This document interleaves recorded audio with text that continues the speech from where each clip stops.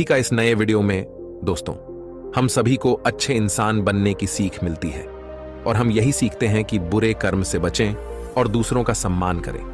लेकिन कई बार हम यह भूल जाते हैं कि कभी कभी हमारी अच्छाई का गलत फायदा भी उठाया जा सकता है। अच्छा इंसान किसे पसंद नहीं आता? बचपन से ही हमें सिखाया जाता है कि अच्छा इंसान बनो, अच्छे कर्म करो, किसी का गलत फायदा ना उठाओ। लेकिन यह सिखाया नहीं जाता कि जब हम पर कुछ लोगों द्वारा अन्याय किया जाता है तो हमें कैसे रहना चाहिए। जब हमारा गलत फायदा उठाया जा रहा हो, क्या तब भी अच्छे बने रहना और हमारा आत्मसम्मान खोना सही है? जब एक अच्छे इंसान का हक जबरदस्ती छीना जा रहा हो, क्या तब भी अच्छे बने रहना ठीक है? दोस्तों, अच्छा होना आजकल एक आदर्श माना जाता है। जैसे कि आपने अपने आसपास के लोगों को यह कहते सुना होगा कि देखो वह इंसान कितना ज्यादा अच्छा है। लेकिन हम इस बीच यह भूल जाते हैं कि अच्छे होने की भी एक सीमा होना जरूरी है। हमें यह याद रखना चाहिए कि हद से ज्यादा अच्छा होना भी अच्छा नहीं होता। और अगर हम यह भूल जाएंगे तो यह दुनिया हमें यह बार बार याद दिलाएगी और साबित करेगी कि हद से ज्यादा अच्छा होना भी अच्छा नहीं होता। अक्सर आपने यह देखा होगा कि जो जितना अच्छा होता है उसे उतना ही दुख मिलता है। पर ऐसा क्यों? व्यक्ति हमेशा दूसरों की भावनाओं और जरूरतों को अपने आप से अधिक महत्वपूर्ण मानता है और इसी कारण वह खुद को एक कठिन स्थिति में पाता है। अक्सर उसे ऐसा महसूस होता है कि आखिर क्यों उसके किए हुए अच्छे कामों को लोग नजरअंदाज करते हैं और उल्टा उसी का गलत फायदा उठाया जाता है। कभी ज्यादा काम करवाने से लेकर तो कभी उसे बिना कोई महत्व देकर नजरअंदाज करने तक। किसी के लिए हम अच्छा करते हैं तो वहीं से हमें दुख प्राप्त क्यों होता है? आमतौर पर जब कोई आदमी कभी क्रोध कर दे या दुखी होकर किसी को भला बुरा कह दें तो हम उसे बुरा समझने लगते हैं। ऐसा आपके साथ भी हुआ होगा कि आपने कभी ना कभी तंग होकर किसी को कुछ भला बुरा कह दिया होगा और सिर्फ उसी कारण आप लोगों के नजरों में बुरे माने जाने लगे। और जैसे कि कर्म और फल का नियम कहता है, बुरे कर्मों का परिणाम बुरा मिलेगा। आज तक आप यही समझते आए हैं कि सिर्फ बुरे कर्मों का फल बुरा होगा। लेकिन आज की इस कहानी के बाद आप यह समझ जाओगे कि अच्छा इंसान के साथ भी बुरा हो सकता है। जब वह हद से ज्यादा अच्छा बन जाए, उस इंसान को दुख ही मिलेगा, उसका परिणाम भी बुरा ही हो सकता है। तो चलिए आज की इस बोध कहानी के द्वारा हम यह समझेंगे कि ऐसी स्थिति में हमें क्या करना चाहिए और यह भी जान लेंगे कि ज्यादा अच्छा होना अच्छा है या बुरा। तो चलिए शुरू करते हैं। बहुत समय पहले की बात है। एक नगर में एक धनी सेठ रहता था जो बहुत दयालु था। इतना बड़ा व्यापार और बहुत सारा धन होने के बावजूद वह एक भोला और दान करने वाला इंसान था। वह हर किसी की मदद करता था। उसके मन में लोगों के प्रति प्यार और दया की भावना ये थी, वह किसी का भी दुख नहीं देख पाता था। उसके इतने दयालु और भोलेपन की वजह से उसके आसपास के लोग उसकी इसी बात को उसकी कमजोरी समझकर उसका फायदा उठाते थे। कुछ लोग उस सेठ के सामने झूठ मूठ का रोना रोकर उससे पैसे उधार ले जाते थे। सेठ अमीर तो था ही और ऊपर से दयालु भी। जब वह सेठ उन लोगों की दुखी हालत देखता और उनकी परेशानियां सुनता तो उसका मन भर आता। और जब वह लोग उससे कहते हैं कि मुझे थोड़ा धन उधार चाहिए या तुम मेरी मदद करोगे, मैं तुम्हारा यह एहसान कभी नहीं भूलूंगा, तो वह मना नहीं कर पाता। वह सोचकर धन दे देता कि अभी इसका बुरा वक्त चल रहा है, इसको मेरी मदद की जरूरत है, बाद में यह पैसे लौटा देगा। धीरे धीरे वक्त गुजरता गया। लोग उस सेठ के आगे बिना बात का रोना रोते और उसका धन ले जाते और कभी वापस नहीं करते। सेठ भी कभी धन वापस नहीं मांगता था। उसको लगता था कि जब इसका बुरा वक्त गुजर जाएगा तो धन वापस कर देगा। लेकिन कहते हैं ना कि हर सुबह के बाद रात होती है, हर सुख के बाद दुख आता है और दुख के बाद सुख आता है। ठीक उसी तरह उस सेठ के साथ भी हुआ। कुछ सालों बाद उसे पास धन कम होने की वजह से उसके व्यापार में माल भरने के पैसे कम होने लगे और इसके वजह से उसके दुकान पर अब ग्राहक भी कम होने लगे, क्योंकि जो सामान उन ग्राहकों को चाहिए था वह सामान उस व्यापारी के पास खत्म होने लगा था और उस सामान को लाने के लिए अब उसके पास इतना धन भी नहीं था। धीरे धीरे सेठ का धन समाप्त हो गया। एक समय था जब वह सेठ अपने नगर के अमीर लोगों में आता था, पर आज उसके पास पैसे नहीं थे। ऊपर से ढेर सारा कर्ज उसे बाजार से लेना पड़ा। उसे समझ नहीं आ रहा था कि वह क्या करे। उसने महात्मा बुद्ध के बड़े चर्चे सुन रखे थे। उसे ये पता था कि उसके बहुत मित्रों ने उनके पास जाकर अपने जीवन के लिए सही मार्गदर्शन लिए है और वह जो ज्ञान देते हैं वह काफी जिंदगियां सुधार चुका है। उसने निश्चय किया कि अब तथागत गौतम बुद्ध ही उनकी समस्या का हल बताएंगे। यही सोचकर वह अगले दिन गौतम बुद्ध से मिलने निकल पड़ता है। वहां जाकर बुद्ध को प्रणाम करते हैं। फिर सेठ गौतम बुद्ध से कहता है, मुझे मेरी समस्या का निवारण चाहिए। बुद्ध कहते हैं, पूछो, क्या पूछना है। फिर वह उन्हें सारी बातें बताता है कि कैसे वह लोगों की मदद करके अमीर से गरीब हो गया, कैसे उसने बस लोगों की बुरी हालत देखकर अपने व्यापार के पैसे उन्हें मदद करने के लिए दे दिए और आज वह खुद जरूरतमंद हो गया है। गौतम बुद्ध उसकी सारी बातें ध्यान से सुनते हैं और कहते हैं कि तुम बहुत ही ज्यादा सीधे और दयालु हो। जरूरत से ज्यादा सीधा होना भी हमारे लिए मुसीबत पैदा कर सकता है। आगे बुद्ध कहते हैं, तुम लोगों की मदद इसलिए करते थे ताकि वो मुसीबत से बाहर निकल सके, लेकिन लोगों ने इसका फायदा उठाया और तुम्हें ठगने का काम करते रहे बाय। उस सेठ ने कहा, आप बिल्कुल सही कह रहे हैं बुद्ध। मेरे दुखों का कारण मेरा ज्यादा सीधा होना, सरल होना और दयावान होना ही लग रहा है, लेकिन मैं अब क्या करूं? मुझे रास्ता बताइए। क्या मैं बुरा बन जाऊं, दया निकालकर फेंक दूं, निर्दयी हो जाऊं? क्या अच्छाई करने की कोई कीमत नहीं? इस दुनिया में क्या मदद करने से या किसी का भला करने से बस यही परिणाम मिलता है? बुद्ध कहते हैं, नहीं, तुम्हें यह सब नहीं करना है। कई बार तुमने देखा होगा कि जो व्यक्ति ज्यादा अच्छा होता है उसे उतना ही ज्यादा दुख मिलता है। इसका सीधा कारण है कि वह अपने अधिकारों को सामने वाले की इच्छाओं से कम दर्जा देता है और फिर उसे जब भी आपसी अनबन होती है तो उसे अधिक तकलीफ होती है। लेकिन उसी के विपरीत हमें हमेशा यह भी नहीं सोचना चाहिए कि हमारा अच्छा ई और भला करना बेकार है या यह बस हमारी कमजोरी है। हमें अच्छा इसे हाथ कभी नहीं छोड़ ढना चाहिए। हमें बस यह सीखना है कि कभी कभी हमें भी अपनी बात रखने का अधिकार है और हमें अपने अधिकारों की रक्षा करनी चाहिए। इसलिए हमें अच्छे इंसान बने रहने के साथ साथ अपने अधिकारों की रक्षा करना भी सीखना होगा। अगर हमें गलत तरीके से नुकसान हो रहा है, कोई हमारा गलत फायदा उठा रहा है, तो हमें उसका सामना करने के लिए सही तरीके से खड़े होना जरूरी है। यही एक सच्चे और अच्छे इंसान की पहचान और शख्सियत होती है। वह आदमी कहता है, बुद्ध, मुझे थोड़ा थोड़ा समझ आ रहा है, लेकिन अभी भी मैं पूरी तरह नहीं समझा। इस पर बुद्ध कहते हैं, चलो मैं तुम्हें एक कहानी सुनाता हूं, उसके बाद तुम्हें समझ आ जाएगा कि तुम्हें क्या करना है और क्या नहीं करना है। बहुत समय पहले की बात है। एक जंगल में एक भेड़ रहती थी। उस भेड़ ने एक को जन्म दिया। वह मेमना बहुत ही सुंदर था। उसके शरीर पर बहुत ही चमकदार घने बाल थे। बोला, हेलो शीला दिस साइड, आपकी कंपनी से। उसके शरीर पर बहुत ही चमकदार घने बाल थे। वह बहुत ही सुंदर लगता था। भेड़ भी अपने से बहुत प्रेम करती थी और उसका बहुत अच्छे से देखभाल भी करती थी। भेड़ अपने बेटे को अच्छी अच्छी बातें सिखाती, उसे अच्छे संस्कार देती। उस भेड़ की इच्छा थी कि उसका बेटा बड़ा होकर खूब नाम रोशन करे। लेकिन भेड़ के ज्यादा लाड़ प्यार के कारण मेमना बिगड़ता जा रहा था। उसकी मां उसे अच्छी शिक्षा देती थी, उसे अच्छे से रखती थी, दिन रात उसका पूरा ख्याल रखती थी।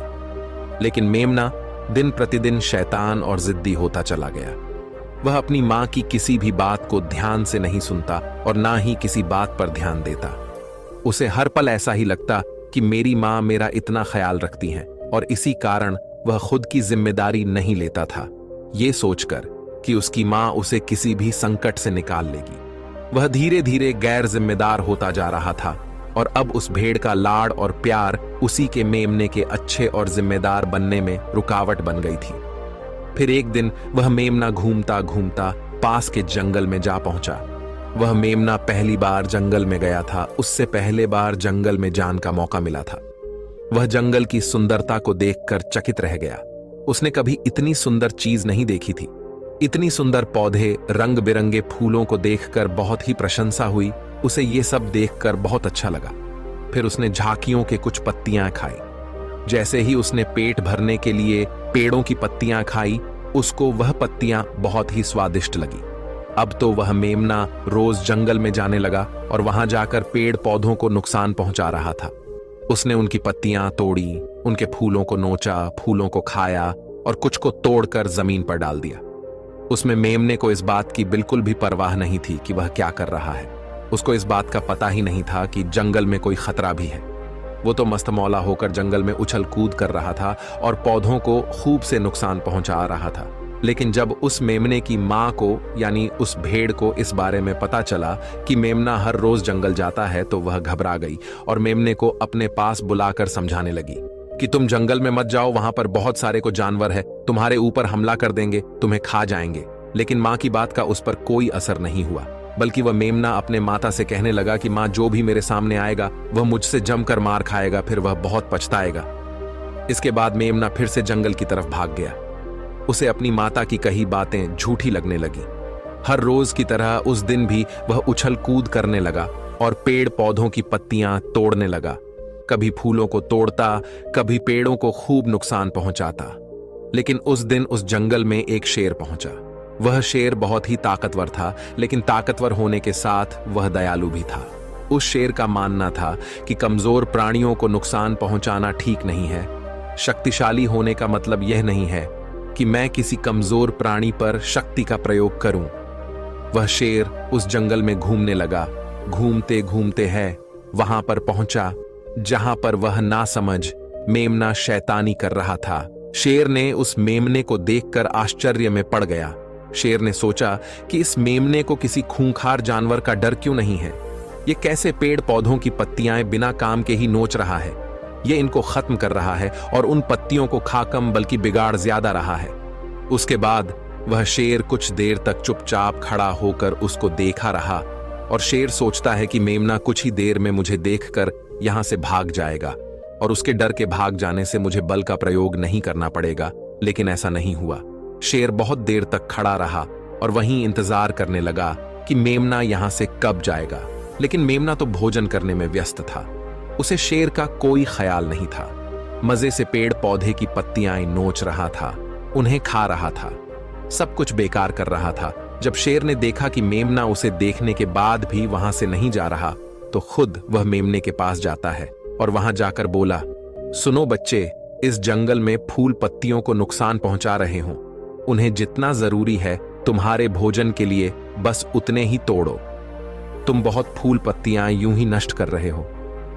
अगर तुम इन पेड़ पौधों को, इन फूल पत्तियां को नुकसान पहुंचाओगे तो तुम अच्छे बच्चे कैसे बनोगे।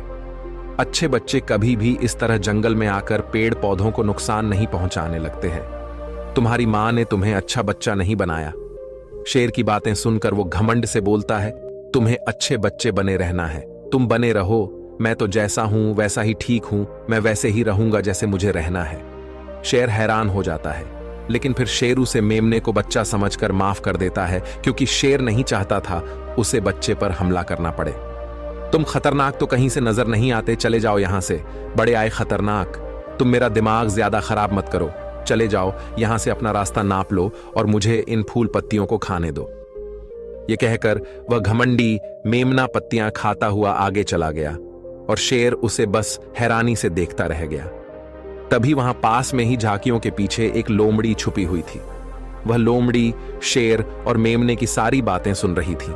उस लोमड़ी को शेर राजा की इस तरह बेइज्जती बर्दाश्त नहीं हुई, तो वहां से झाड़ियों से निकलकर शेर के पास आ पहुंची और शेर के पास आकर बोली, क्षमा कीजिएगा महाराज, आप तो इस जंगल के महाराज हैं, इतने बलशाली हैं, आप चाहें तो इसमें को 2 मिनट में मजा चखा सकते हैं और उसे आपका अपमान करने से रोक सकते थे, फिर आपने कुछ भी क्यों नहीं किया। इस पर शेर ने कहा, मैंने उस बच्चे का भला सोचा, मुझे ऐसे ही किसी बच्चे को अपनी ताकत का शिकार नहीं बनाना था। यह सब सुनकर लोमड़ी बोली, महाराज, लेकिन आपके इतने सीधेपन और दयावान होने के कारण ही उस मेमने की हिम्मत बढ़ ही गई है। वह आपके सीधेपन का गलत फायदा उठा रहा है और जंगल में इधर उधर घूम रहा है और पेड़ पौधों को नुकसान पहुंचा रहा है। मुझे पता है कि कमजोर प्राणी पर हमला नहीं करना चाहिए, यह बहुत बुरी बात है, और यह भी दया करना एक अच्छा गुण है, लेकिन शासन में कभी कभी भय दिखाना भी जरूरी है। आपकी यह बात सही है कि प्रजा के साथ दयालुता का व्यवहार करना चाहिए, लेकिन इसके साथ साथ यह भी जरूरी है कि उनके मन में राजा के प्रति डर भी हो, ताकि वह इस तरह के अपराध ना करे, कोई मर्यादा ना तोड़े। लोमड़ी की बात सुनकर जंगल का राजा शेर लोमड़ी से कहता है, क्या ऐसा हो सकता है कि मेमने को भय दिखाकर हम उसे काबू में कर सके, जिससे कि उसमें सुधार आए और उस मेमने को किसी तरह का नुकसान भी न पहुंचे, जिससे कि वह जंगल के पेड़ पौधों को कोई नुकसान न पहुंचाए। फिर शेर कहता है, लोमड़ी क्या तुम ऐसा कर सकती हो? शेर के बात सुनकर लोमड़ी कहती है, जी हां महाराज, बिल्कुल मैं ऐसा कर सकती हूं कि वह डर भी जाए, सुधर भी जाए और उसे कोई नुकसान भी ना हो। उसे इतना डरा दूंगी कि वह जंगल में कभी दोबारा घुसने की हिम्मत नहीं करेगा। मैं उसे इस तरह डराऊंगी कि उसके मन में भय बैठ जाएगा। फिर वह जंगल के पेड़ पौधों को भी नुकसान नहीं पहुंचाएगा और साथ ही साथ मैं उसको कोई भी नुकसान नहीं पहुंचने दूंगी। फिर लोमड़ी कहती है कि उसकी मां तो उसे कभी सुधार नहीं पाई, लेकिन मैं उसे जरूर सुधार दूंगी। लोमड़ी की बातें सुनकर शेर ने बोला, अच्छा ठीक है, तुम कोशिश करके देखो। अगर तुम्हें इसमें सफलता मिल जाती है तो मैं तुम्हें जंगल के सभी जानवरों के सामने इनाम दूंगा। शेर की बातें सुनकर लोमड़ी बहुत खुश हुई। वह तुरंत मेमने के पास गई और उस पर गरज पड़ी। इससे पहले कि वह मेमना वहां से भाग पाता, उससे पहले ही लोमड़ी ने मेमने को जमीन पर पटक दिया और उसे अपने मजबूत पंजों से दबोच लिया। मेमने को दबोचने के बाद लोमड़ी मेमने से बोली कि बोल, तुझे मार दिया जाए या छोड़ दिया जाए? तुमने इस जंगल के पेड़ पौधे, यहाँ के फूल और कमजोर प्राणियों के साथ भी तो यही किया है। मेरे ख्याल में मार ही देना चाहिए। लोमड़ी की बातें सुनकर मेमना डर के मारे थर थर कांपने लगा। फिर वह लोमड़ी से बोलने लगा, मुझे माफ कर दो, मुझे छोड़ दो, मुझे यहां से जाने दो। मैं कभी भी जंगल की तरफ नहीं आऊंगा, ना ही कभी पेड़ पौधों को कोई नुकसान पहुंचा दूंगा, और अब मैं कभी कोई गलती नहीं करूंगा। तब लोमड़ी ने मेमने की पकड़ ढीली की। जैसे ही मेमने की पकड़ ढीली हुई, वह जोर जोर से भागने लगा। वह गिरता उठाता भागता हुआ अपनी मां के पास जा पहुंचा। उधर लोमड़ी शेर के पास गई और सर झुकाकर बोली, देखा महाराज, ताकत के साथ दिमाग का प्रयोग करना भी बहुत जरूरी होता है। तभी लोग हमारा सम्मान करते हैं, तभी हमारी अच्छाई का गलत फायदा नहीं उठाया जाएगा। लोमड़ी की बात सुनकर शेर लोमड़ी की योग्यता से प्रभावित हुआ। उसने लोमड़ी को सारे जानवरों के सामने इनाम दिया। उधर वह मेमना घबराए हुए अपनी मां के पास पहुंचा और अपनी मां से आकर लिपट गया और मां से क्षमा मांगने लगा। मां, मुझे क्षमा कर दो, मैंने आपकी बात कभी नहीं मानी। आप मुझे हमेशा सही कहती थी कि जंगल में बहुत खतरनाक जानवर रहते हैं। आज के बाद मैं कभी भी उसे जंगल में नहीं जाऊंगा। फिर बुद्ध उस व्यापारी को कहते हैं, देखा बेटा, इतने अच्छे मत बनो कि लोग तुम्हें खा जाएं, और ना ही इतने कड़वे बनो कि लोग तुम्हें खाए ही नहीं। जरूरत से ज्यादा अच्छा बनना इंसान को दुहक देगा। लोग उसका सम्मान नहीं करेंगे, बल्कि उसे पागल समझेंगे। गौतम बुद्ध सेठ से कहते हैं, अगर शेर भी अच्छा बनने का दिखावा करेगा या फिर अच्छा बनकर रहेगा, तो लोग उससे डरने की बजाय उसे पागल समझेंगे।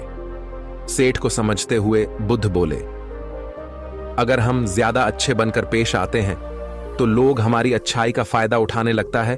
तुम लोगों के लिए भले उनकी मदद करते हो, वही लोग भोले बनकर तुम्हें ठगने की कोशिश करेंगे। तुम्हें लोगों की मदद करना छोड़ना नहीं, बल्कि समस्या सुनकर उसे धन देने की बजाय उन्हें समाधान देने की कोशिश करो। अगर धन की आवश्यकता पड़े तो थोड़ा बहुत धन दे सकते हो, लेकिन हर समस्या का समाधान धन से करने की वजह निवारण से करो। इससे वही लोग तुम्हारे पास समस्या लेकर आएंगे जिनको हकीकत में दिक्कत है। पैसे ठगने वालों से तुम्हें मुक्ति मिल जाएगी। सेठ बुद्ध को प्रणाम करता है और धन्यवाद कहकर वहां से चला जाता है। फिर वह वैसा ही करता है जैसा बुद्ध बताते हैं, और कुछ ही सालों में वह पहले जैसा धनवान बन जाता है। तो दोस्तों, आपने आज के इस वीडियो से क्या सीखा, वह मुझे आप कमेंट में बता सकते हैं। इसी के साथ मैं उम्मीद है कि आपको आज की वीडियो पसंद आई होगी।